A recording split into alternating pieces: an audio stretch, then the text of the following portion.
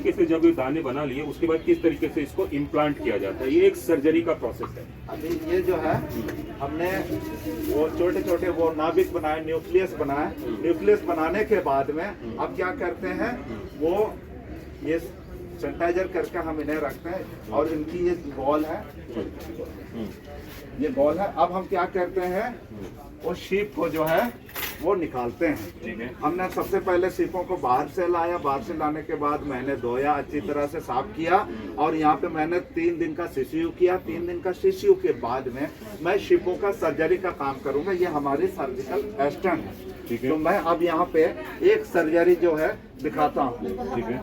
ये शिप जो है इस तरह से रखते हैं तो मुंह खोलते हैं। ये मुंह खोलने का भी इसकी एक अपनी टाइमिंग है। ये 8 बजे से वो 1:30 बजे तक ही मुंह खोलता है। उसके बाद खोल, हाँ जी, उसके बाद इसको जबरदस्ती खोलना चाहे तो ये सेल टूट भी सकती है। Oh great. ये भी है कि आपने इस तरीके से इसका माउथ ओपनिंग किया। ठीक है जी, इस तरह से मैंने इसका माउथ को ओपनिंग किया। ओपनिंग करने के बाद में मैं सर्जिकल असिस्टेंट पे लेकर के आया। सर्जिकल असिस्टेंट पे लाने के बाद में इसकी मैं कहाँ काम करूँगा, मेंटल पार्ट पे, जिल्ली पार्ट पे। यानी कि मैं सबसे पहले जिल्ली पार्ट को इस तरह से उठाने का काम करूँगा। ये उठाने के बाद में हम क्या करेंगे, ये न्यूक्लियस को जो है यहाँ पे डिजाइन न्यूक्लियस है, ये डिजाइन न्यूक्लियस को यहाँ प्रवेश कराएंगे। यहाँ मैं आप देख रहे हैं ये डिजाइन न्यूक्लियस मैंने इसके अंदर में सेट कर दिया। सेट करने के बाद टाइट कर लिया। उसके बाद मैं ये आप देख रहे हैं हवा भरा हुआ, इस हवाओं को मैं अच्छी तरह से निकालूंगा, नहीं तो हमारी मोती खराब हो सकती है। किसी न किसी का ऑक्सीजन रह जाए, गैस रह जाए, हवा रह जाए तो वो खराब हो सकती है। तो आपने मैं एक सेल की तरफ में काम कर लिया हूँ। एक सीप में 2 मोती का काम कर रहा हूँ, डिजाइन मोती की। अब मैं करता हूँ इसको दूसरी तरफ, दूसरी सेल पे काम करूंगा। दूसरी सेल पे मैंने सीप को पलटी किया, फिर स्टैंड में फंसाया मैंने। ये स्टैंड में हम लोग इसलिए फंसाते हैं कि दोनों हाथ हमारा फ्री रहे और इस पे काम करने पे सुविधा हो। तो अब मैं दूसरी न्यूक्लियस डाल रहा हूँ, दूसरी नाभिक डाल रहा हूँ, दूसरी बीज डाल रहा हूँ और ये बीज भी मैं यहाँ पे इंसर्ट कर दिया। जिसको भी मैं टेल के इसी तरह से घुसा के यहाँ पे टाइट कर दिया। टाइट करने के बाद अब मैं यहाँ से जितना भी जो हवा अंदर चले गए उन हवाओं को मैं अब बाहर कर लिया हूँ। बाहर कर लेने के बाद में इसको मैंने खोल लिया और 2 सेकंड तक मैं इस पे रखा।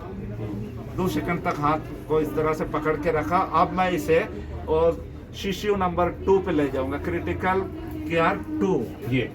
ये जो है इसका CCU 2 है। ये CCU 2 है। अब यहाँ पे जो है 3 दिन तक जो है हम मेडिसिन के साथ आपका एंटीबायोटिक मेडिसिन के साथ में 3 दिन तक मैं यहाँ CCU करूँगा। कौन सा मेडिसिन इसमें डाला आपने? इसमें हमने डाला वो टिटनेस की वैक्सीन और क्रोसिन, उसके बाद ऑलमोस्ट दवाओं को मैंने डाला।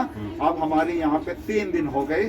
3 दिन होने के बाद में अब मैं कंटेनर, जो हम 2 कंटेनर तैयार करके रखे हैं जिसमें हम ग्रीन algae, ये ग्रीन algae है, ये ग्रीन algae क्लोरोपाइटा, साइनापाइटा, थायरापाइटा बैक्टीरिया हमारा डेवलप किया हुआ है। पानी हमारा मिट्टी से ही आई थी, इसीलिए इसमें इम्ब्रोफाइटा और फाइटोप्लैंक्टन पहले से ही मौजूद है, जो कि इनका फीड के लिए बहुत अच्छी चीज है। अब मैं क्या करूंगा, ये सर्जरी की हुई शीप को जो है मैं इस टैंक पे डाल दूंगा। इस टैंक पे डालने के बाद में अब मैं जब तक मोती आएगी नहीं तब तक इस पे ये रहेंगे और तब तक हमारी कितने दिनों तक इस टैंक में आप इसको डालेंगे?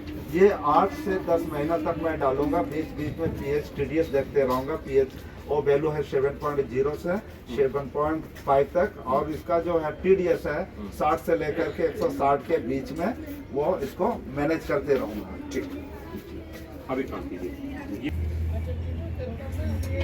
पूरे लैब में प्रोसेस के बाद तकरीबन 8 से 12 महीने तक पानी में सीप को रखा जाता है और उसमें तरह तरह की सावधानियां भी बरती जाती है और एक तरीके से एक बना बनाया सीप, क्योंकि ये लेके आए हैं कुछ दिखाने के लिए और TV9 भारतवर्ष आपको दिखा रहा है कि अब जब सीप बन जा रहा है, ये देखिए जैसे कि ये सीप इन्होंने निकाला है। अब इसको कैसे खोलते हैं जरा मुझे बताइए।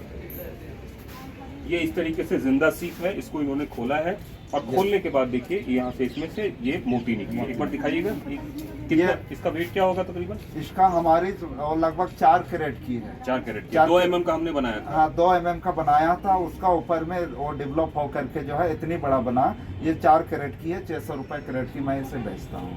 अच्छा जी। अब एक बात बताइए कि इसको निकालने के बाद भी इसका कोई उपयोग है इस सीप का, क्योंकि ये तो मर गया अब।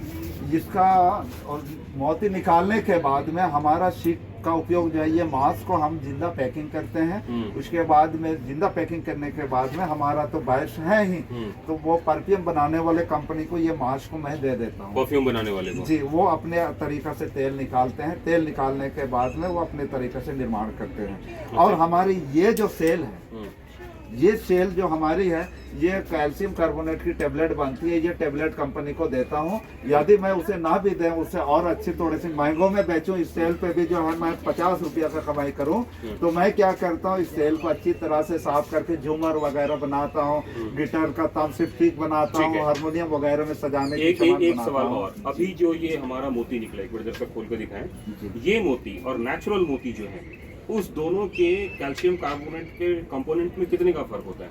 ये वो हम लोग तो अपने से मोती यहाँ पे कल्चरिंग करते हैं, इसीलिए गुणवत्ता पे विशेष ध्यान देते हैं। और समुद्र वाले मोती में उसके अंदर में वो प्राकृतिक आपदाओं के बीच में कितनी बड़ी पत्थर घुसी है और उसका ऊपर में कैल्शियम कार्बोनेट कितना जमा हुआ है, 85, 86, 90% तक होती है।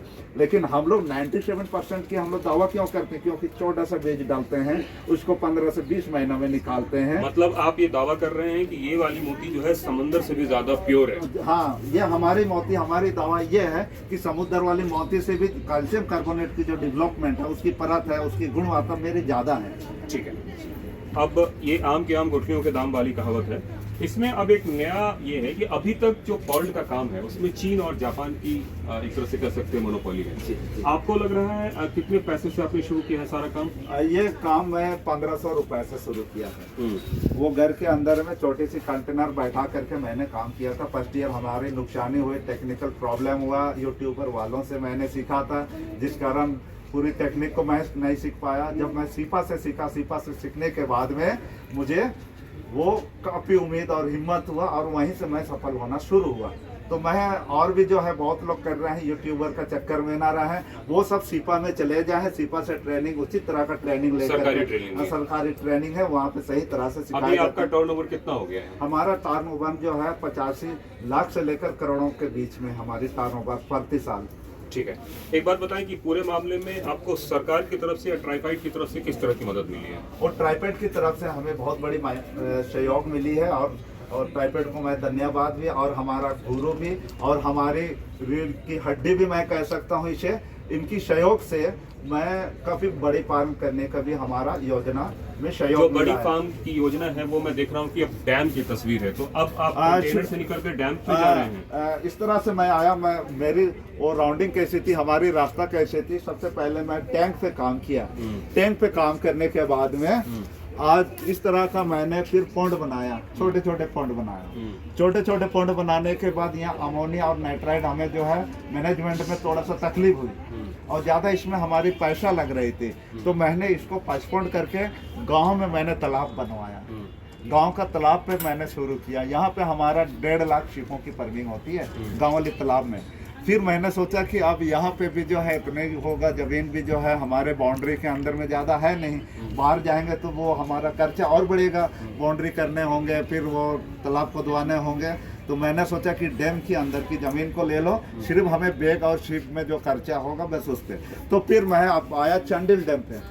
हमारे पास में ये पूर्ति agrotech farming project Chandil dam, ये डैम पे मैं हमारे ये प्रोजेक्ट पे कर रहा हूँ। 7 एकड़ पे जो है मोतियों की कितना उत्पादन हो पाएगा इससे हमारा जो है ना 80-85 लाख से करोड़ों की टर्नओवर है पर साल। अभी ये भी काम चल रहा है इस पे? हाँ, काम चल रहा है, नहीं शुरू है। यहाँ पे हमारे प्रोडक्शन कब आ जाएगा? ये प्रोडक्शन अभी एवरी मंथ निकलते हैं ये। अच्छा। और रोलिंग सिस्टम मैंने किया, यहाँ पे सारी व्यवस्था मैंने बोट वोट सारा रखा है, चीज वो करने के लिए। आप ये जान लीजिए कि जो हिंदुस्तान में इस तरह का कल्चर डेवलप हो रहा है, तो आपको लगता है कि चीन और जापान को हम कितनी जल्दी पीछे छोड़ देंगे इस पूरे मामले में? सर, अभी जो है वो हम हर गांव में प्रोग्राम करते हैं, पलायन जो हो रहा है शिक्षित बेरोजगारों की, उन सबों को इसीलिए मैं निःशुल्क ट्रेनिंग देता हूं ताकि अपने गांव में, घर में, तालाब में वो कहीं पे भी मोती की खेती करें। तो आज हमारे सबसे पहले तो मैं झारखंड का नाम लूँगा कि झारखंड में जो है ना, ये मोती से हमको लगता है कि 2-3 करोड़ का एवरी ईयर